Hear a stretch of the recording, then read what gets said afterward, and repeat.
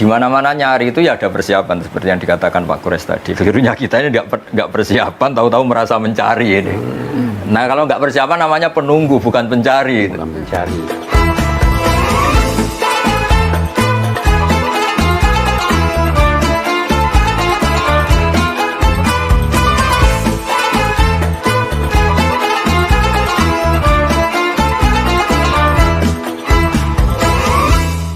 Biasanya sejak awal Ramadan ada satu tanggal yang ditunggu-tunggu, Habib. Pokoknya mau dapat Lailatul Qadar.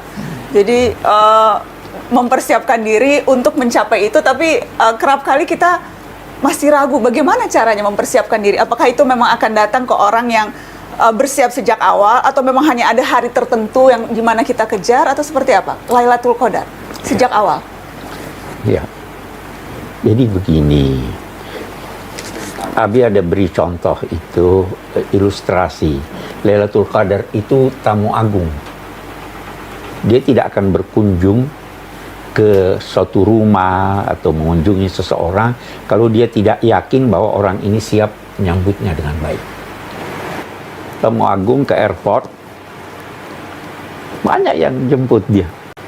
Tapi tidak semua dia sapa. Tidak semua dia lihat. Apalagi dia kunjungi rumahnya. Nah, jadi orang yang dikunjungi oleh Lailatul Qadar itu adalah orang yang siap untuk dikunjungi. Nah, persiapan itu selama ini terkadang terlambat. Kita baru Lailatul Qadar malam 27 Ramadan. Ya tahu? Padahal mestinya sebelumnya. Itu ada bahkan ungkapan bulan Sya'ban itu bulan Rajab itu bulan menanam. Bulan Sya'ban itu bulan menyiram. Bulan Ramadan itu bulan panen. Ini mau panen enggak enggak ini. Nah, jadi harus siapkan hati sejak semula. Itu sebabnya Abi senang berbicara tentang Lailatul Qadar pada sebelum Ramadan. Justru kita jadi mempersiapkannya sebelum Ramadan. Persiapkan hati. Nah, satu lagi.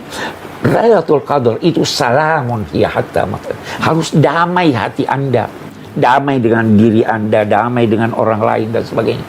Karena dia tidak datang pada orang yang tidak damai. Itu kira-kira ya. Nah. Bagaimana Gus? Biasanya kalau seperti yang ini menambahkan yang dari Pak Kures. Kalau tradisi di pesantren, karena ini akan mengilhami sekian tradisi di masyarakat, karena mereka rata-rata dipandu kiai. Malam 17 sudah banyak mengadakan nuzulul Quran, terus 21, 23 sampai 25, 27. Dan kiai-kiai itu pinter, meskipun mereka tahu Lailatul Qadar hanya sehari dari sekian hari itu, tapi kebaikan nggak boleh terbatas. Betul. Sehingga dengan tanda kutip agak-agak diakalin. Tapi ini kan tetap baik, karena tetap baik, ibadah itu nggak ada ruginya, mau dapat Lailatul Qadar maupun enggak itu. Jadi ikhtiar tadi tetap bagus itu. Betul. Saya ingin tambahkan lagi di sini. Allah memberi anugerah bukan hanya melalui Lailatul Qadar. Banyak anugerah yang lain. Ya, toh? Itu ada ungkapan di pesantren dulu dikatakan. Inna lillahi fi ayyami dahrikum nafahat ala fata'arradu. Ada nafahat, ada apa artinya itu? Kita bisa ilustrasikan hembusan angin. Siapapun yang berada di lokasi itu kena hembusan angin. Ada itu satu. Ada lagi atiyat, anugerah dari Allah tanpa Anda minta. Dia ini orang baik, ini orang ini. Itu anugerah. Tidak harus Lailatul Qadar. Ada lagi mawahib sesuai dengan permintaan. Jadi ada 3. Tidak usah kan itu kita siapkan. Tidak dapat Lailatul Qadar, ada yang lain, ada yang lain, ada yang lain. Ya, karena itu seperti kata Gus Baha, kita punya kiai-kiai di pesantren itu mempersiapkan diri kan kebaikan dan aneka hal.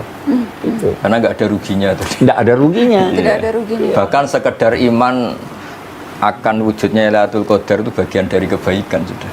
Betul. Karena banyak juga nyuwun sewu yang terlalu ekstrim. Lailatul Qadar sekarang nggak ada, itu kan malam turunnya Quran. Sekarang Quran sudah tidak turun lagi, kan malah ngeri kalau seperti itu. Iya. Makanya ini pentingnya ngaji bahwa teks tentang Lailatul Qadar itu didawuhkan Rasulullah lewat hadis sahih dan Nabi jelas-jelas ngendikan faltamisuha fil ashril awakhir. Maka carilah di ashril awakhir. Di mana-mana nyari itu ya ada persiapan seperti yang dikatakan Pak Kures tadi. Kelirunya kita ini nggak persiapan, tahu-tahu merasa mencari ini. Nah kalau nggak persiapan namanya penunggu bukan pencari. Bukan mencari, betul. Nah, jadi kalau di ilmu lughat itu penting sekali. Saya berkali-kali cerita di beberapa forum kalau pas ngaji, ketika Imam Syafi'i ditanya, kenapa sih tayamum di padang sahara harus mencari air dulu? Kan sudah karuan tidak ada air, kenapa harus nyari air dulu baru sah tayamum sebagai pengganti air?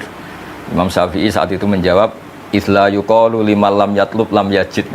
Seorang yang tidak pernah mencari tidak bisa diistilahkan tidak menemukan gitu. Padahal Allah ngendikan falam tajidumaan untuk boleh tayamum harus tidak menemukan air, di mana-mana tidak menemukan setelah mencari. Sama di mana-mana mencari itu ya ada ikhtiar, faltamisuha, persiapan. Kalau tidak persiapan namanya menunggu bukan mencari. Jadi artinya bagi orang yang meyakini Lailatul Qadar di atas 20 ya tidak menafikan persiapannya mulai tanggal 1 bahkan mulai Rejab tadi. Jadi ini saling tidak bertentangan.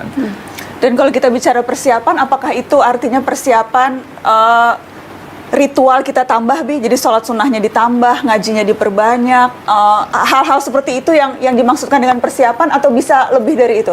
Kalau saya secara pribadi ya, dan ini lagi-lagi ngikuti panduan kitab-kitab, makna Ramadan kan nyari pahala. Nyari pahala itu paling enggak ya dapat ya.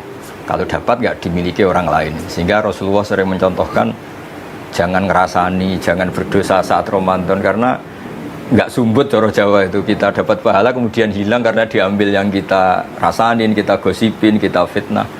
Sehingga perhitungan-perhitungan hukum harus matang. Apa artinya Ramadan kita makan riba, misalnya apa artinya Ramadan kita makan hal yang haram atau ngerasani. Kan dicontohkan ada 2 perempuan yang sering puasa sunat, kemudian dia sampai pingsan, terus disuruh Nabi berbuka, terus kata Nabi ini puasa dari sesuatu yang halal tapi tidak puasa dari sesuatu yang haram. Sudah perempuan itu disuruh muntah, ternyata muntah darah itu. Terus kata Nabi ini makan a'rodan nas, ini makan harga diri manusia itu. Nah sehingga hukum-hukum tentang puasa itu harus selain hukum dasar fikih, tidak melakukan sesuatu yang membatalkan puasa itu baku ya, juga pakai hukum-hukum ilmu tasawuf, jadi menjauhi riba, menjauhi namimah, menjauhi itu yang lebih penting. Nah cara itu gimana? Yang paling gampang adalah seperti nasihat Imam Satibi tadi, seseorang itu melihat semuanya ini kersane Allah dan kita baik juga bisa buruk, yang sedang buruk sekarang juga bisa baik, sehingga bawaannya dengan orang lain ini husnudzan tadi, yang sekarang saya baik misalnya bisa saja suatu saat buruk, yang saya cap sekarang buruk bisa saja suatu saat baik. Lagi pula kan kita tidak diutus sama Allah untuk meneliti orang lain wala tajassasu. Sehingga dengan mental itu Ramadan kita fokus cari ridhonya Allah, mendoakan orang mukmin semuanya, tidak aneh-aneh lah istilahnya. Itu persiapan yang penting sekali. Justru yang paling penting itu bersangka baik, memohon keridhaan, kemudian introspeksi diri, itu ya Biku? Iya. Satu hal yang saya ingin tambahkan dari Gus Baha, istilah Al-Quran itu amal soleh. Kegiatan penggunaan daya yang bermanfaat. Jadi tidak harus hanya banyak sholat, banyak ngaji, ya kan? Memberi muka orang itu amal soleh. Lahu ajri shaim. Ya kan? Ya kan? Jadi semua kegiatan yang bermanfaat untuk diri, untuk masyarakat, itu semua bisa mendekatkan seseorang kepada Tuhan. Bukan hanya sholat, bukan hanya baca Quran. Kalau baca Quran lagi saya mungkin karena saya banyak tidak mau berkata banyak membaca, tapi itu tekanan studi saya, faham Al-Quran, bukan sekedar baca. Tadarus kan itu artinya saling mengajar, saling. Itu persiapan yang bisa membantu kita menjemput Lailatul Qadar. Amin.